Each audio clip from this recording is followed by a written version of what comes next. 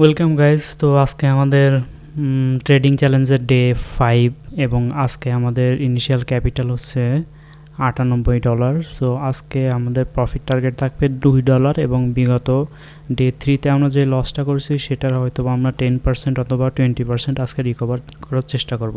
তো আমরা মোটামুটি ডে 3তে লস যাওয়ার জন্য আর কি এখন ব্যালেন্স হচ্ছে $98 রয়েছে, কিন্তু মানে আমরা এই ক্যালেন্ডার কিংবা আমাদের এই চ্যালেঞ্জ লিস্ট অনুযায়ী আমরা এগোবো, ঠিক আছে? ওই অনুযায়ী আমাদের আজকে $2 প্রফিট করার কথা এবং বিগত দিনের লসগুলো আমরা রিকভার করে আমরা এই লিস্ট অনুযায়ী ফলো করে ট্রেড করব নেক্সট দিন থেকে, ঠিক আছে? তো এইভাবে আমাদের রিকভার প্লাস প্রফিট একসাথেই চলবে, যাতে আমরা ইনিশিয়াল ব্যালেন্সটুকু আবার অর্জন করতে পারি।